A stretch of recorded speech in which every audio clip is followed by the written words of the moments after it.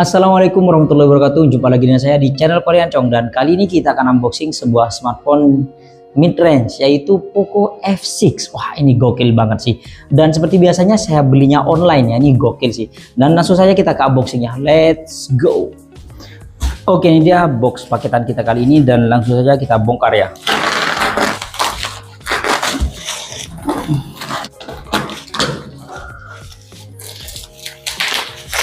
Oke, ini dia yang kita beli yaitu Poco F6, Poco F6. Boxnya hitam, cuma ada tulisan Poco. Kanan kirinya, di sini ada tulisan garansinya kami buatan Indonesia. Oke, di bagian belakangnya ini ada 4 selling pointnya. Di sini 120 Hz display AMOLED, dan di sini flagship Snapdragon 8S Gen 3. Mantep banget, gokil sih. 9 watt, 90 watt charging turbo, 50 megapiksel, ada OIS-nya. Yang saya ambil ini yang varian tertingginya yaitu RAM 12 GB, internal 512 GB. Yang saya ambil ini yang warna titanium color. Oke, warnanya titanium. Oke, kita bongkar. Dan di dalam boxnya seperti ini, ada Poco-nya beraksi. Di sini ada box kecil yang isinya di sini ada SIM ejector. Ada panduan singkat kartu garansi. Ada silikon case warna hitam pekat kayak gini dan glossy. Ada corak bergaris-garis, guys. Dan di sini ada smartphone-nya, kita taruh dulu. Di sini ada partisi. Di sini ada kabel charger yang sudah Type C ya. Oke, standar. Dan di sini ada kepala charger yang sudah 90 watt. Mantap banget. Dan mungkin ini aja yang kita dapetin kalau kita beli Poco F6. Wah, ini gokil sih. Dan sekarang kita ke smartphone-nya, kita porotin dulu. Dan warnanya, titaniumnya kayak gini, guys. Mantap, kita copot dulu. Tapi kameranya gede banget. Wah, kameranya gede banget, guys. Ini dual kamera ternyata ya. Di sini cuma ring light aja ya. Apa namanya, ring light ya. Oke, sekarang kita beresin barang-barang ini dulu. Dan kita ke smartphone-nya sambil lalu kita nyalakan. Dan sekarang kita bahas bagian sisi-sisinya dulu. Di bagian kanannya di sini ada tombol on off dan juga tombol volume up down. Di bagian atasnya di sini ada air blaster, speaker, dan di bagian sisi kirinya di sini polos ya. Dan di bagian sisi bawahnya di sini ada SIM tray. Dia modelnya sandwich, dual SIM card doang. Dan di sini ada mikrofon, colokan charger Type C, dan juga grill speaker. Dan sekarang kita nyalakan. Kita lihat berapa detik dia. Biasanya Xiaomi lama sih, sampai 1 menitan. Dan pas awal-awal kita aktifin smartphone-nya yang internalnya 512 GB, di sini sudah kemakan sekitar 20,17 GB. Di sini sisa 498 GB ya. Oke. Dan sekarang kita setting bentar. Oke, ini dia smartphone-nya dan saya sudah setting bentar. Dan kalau kita lihat dari desainnya ini cakep sih. Apalagi kalau di bagian belakang ini kayaknya mirip, bukan apa ya, mirip apa yang kayak musang itu, bukan koala sih. Lupa sih, pokoknya kayak gini. Saya lupa, tapi kayak gini modelnya. Ini cakep banget sih.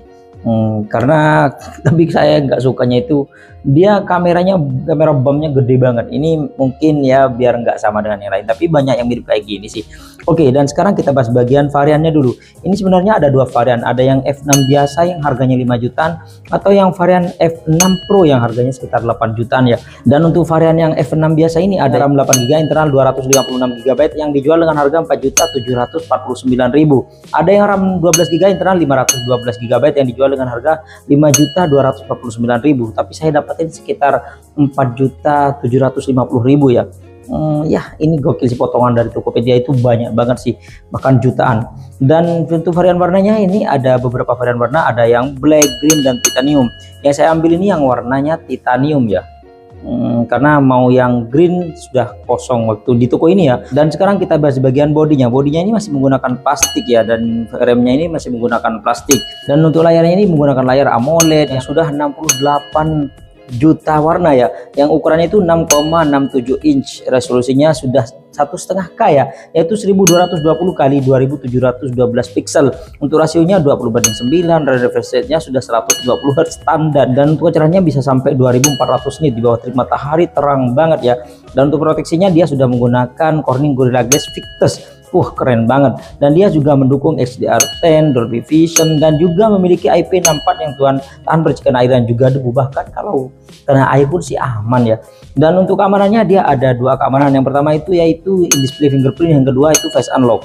Dan ini bisa ketuk 2 kali untuk matikan layar dan ketuk 2 kali untuk menyalakan layar.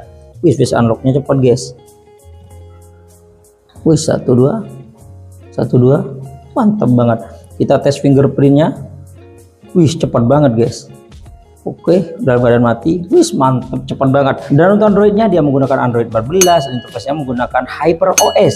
Dan untuk prosesornya dia menggunakan prosesor yang kencang banget, menggunakan prosesor dari kelas flagship ya, yaitu Snapdragon 8S Gen 3 yang sudah 4 nanometer, didukung dengan RAM 12 GB, internal 512 GB, yang mana kalau kita lihat di AnTuTu benchmarknya dia mencapai 1.422.000-an. Ini fleksibel banget sih. Kayaknya kemarin kayak gini itu iPhone ya, iPhone 15 Plus itu saya dapatin sekitar 1.300.000-an. Puluhan juta, ini cuma 5 jutaan, woi, keren banget. Dan untuk sensor-sensornya lumayan lengkap, sensor gyroscope-nya ada, standar lah. Dan untuk lain-lainnya dia Bluetooth-nya sudah 5.4, NFC ada, infrared blaster ada, dan speakernya sudah stereo, yang mana kalau teman-teman pengen dengerin suaranya seperti ini.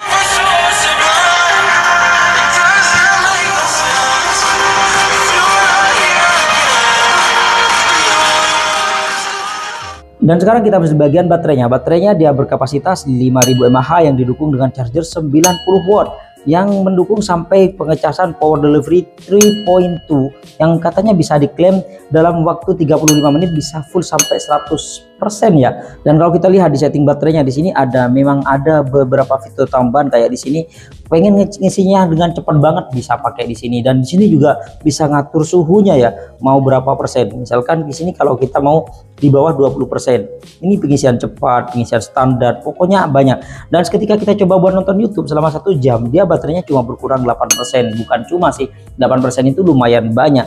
Dan ketika kita coba ngecas dengan charger standar 90 wattnya, tapi saya nggak aktifkan mode super cepatnya, dia 10 menit bertambah 20%, 20 menit bertambah 38%, dan 30 menit bertambah 59%. Ini tanpa saya aktifkan mode super cepatnya ya. Dan ketika saya coba aktifkan mode turbonya atau super cepatnya, dia 10 menit sudah bertambah 37%. Gokil sih, cuman 10 menit bertambah 37%. Ini kayaknya memang setengah jam full ya, gokil sih. Dan sekarang kita bahas di bagian kameranya. Di bagian belakang ini dual kamera doang, yang biasanya yang lain ada 3 kamera, 4, ini cuma 2. Saya lebih suka kayak gini sih, nggak usah banyak-banyak, 2 aja sudah cukup. Yang mana kamera utamanya dia beresolusi 50 megapiksel, aperture f1.6 wide, ada OIS-nya, dan kamera 8 megapiksel ultra wide. Saya nggak tahu berapa aperturnya ya. Dan kamera depannya dia beresolusi 20 megapiksel, aperture f2.2 wide.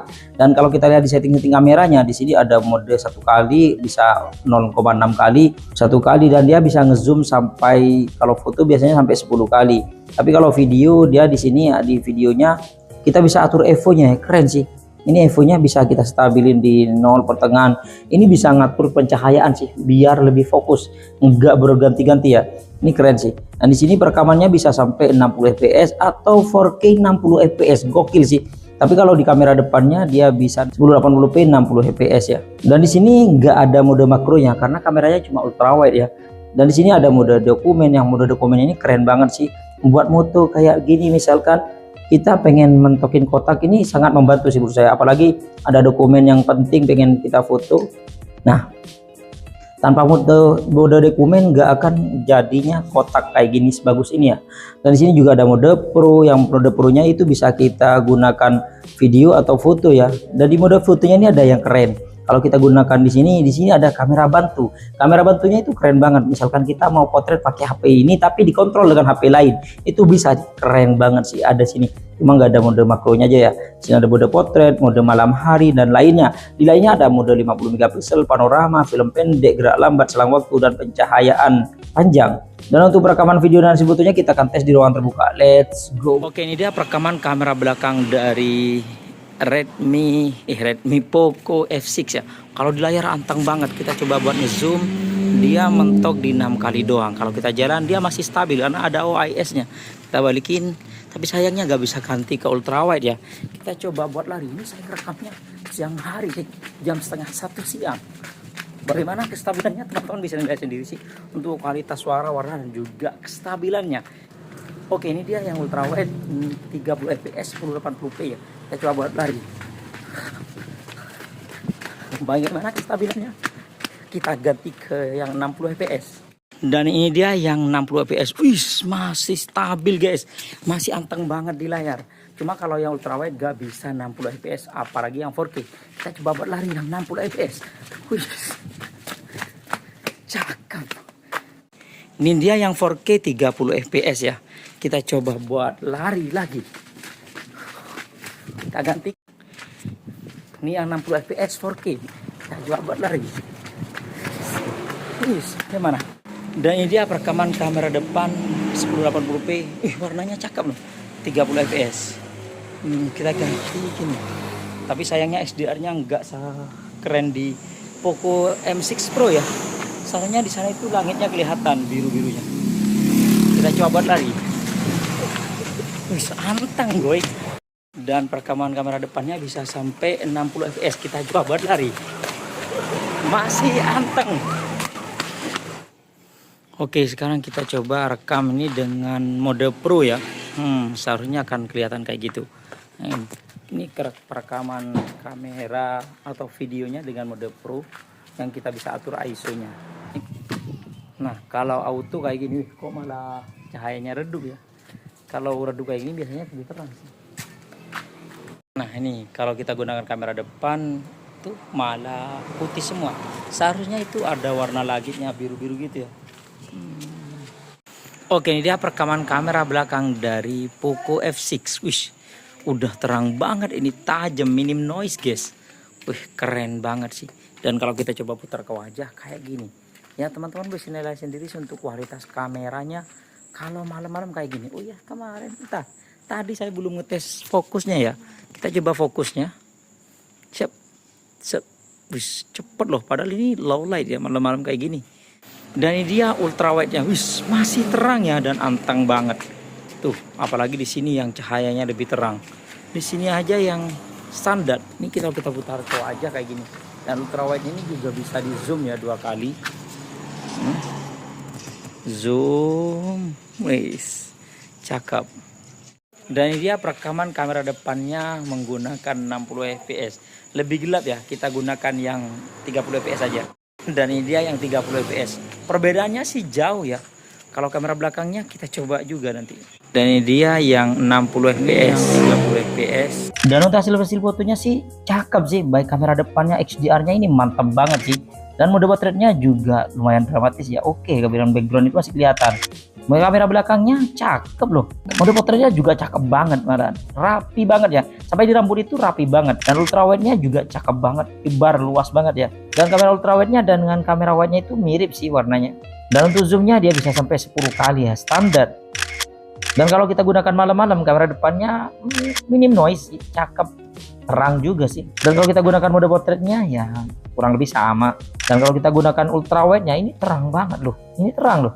Apalagi kamera wide-nya ini malah lebih terang lagi. Tapi kalau kita gunakan mode portraitnya ini agak gelap sedikit ya. Nah, bedanya apa?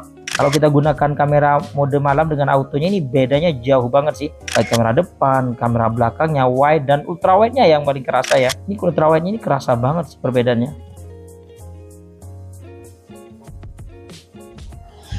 Oke, itu dia hasil perekaman video dan juga jepretan foto dari Poco F6. Wah, ini gokil banget. Buat teman-teman mungkin pecinta gaming, wah ini gokil parah sih. Mungkin sekarang sudah ada ya Snapdragon Edge Elite ya yang lebih baru. Tapi ini gokil sih. Yang pakai prosesor ini cuma HP-HP flagship biasanya yang harganya puluhan juta, belasan juta, 10 juta ke atas ya.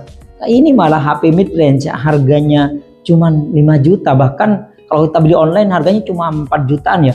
Gokil sih. Wah, ini mantap banget. Ini recommended banget sih. Dari awal bisa kita katakan ini recommended banget buat teman-teman yang suka main game sih. Dengan internal yang gede, RAM juga gede dan fiturnya lengkap sih.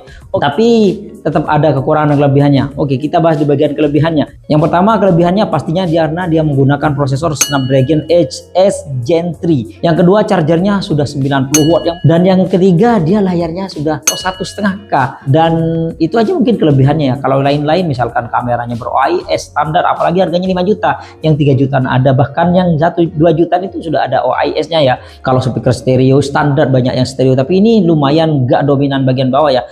Ya walaupun lebih kencang di bagian bawah, tapi ini lumayan stabil lah, karena atas bawah itu nggak selisih banyak sih. Dan kalau kita bahas bagian kekurangannya, ini ada beberapa kekurangan sih menurut saya. Yang pertama, dia nggak bisa switch kamera, nggak bisa ganti kamera dari kamera wide ke ultra wide, itu sayang banget sih. Apalagi ini prosesornya udah paling oke. Oh, nggak bisa ganti kamera dari kamera wide ke ultra wide, padahal Vivo bisa, Oppo bisa, Samsung bisa.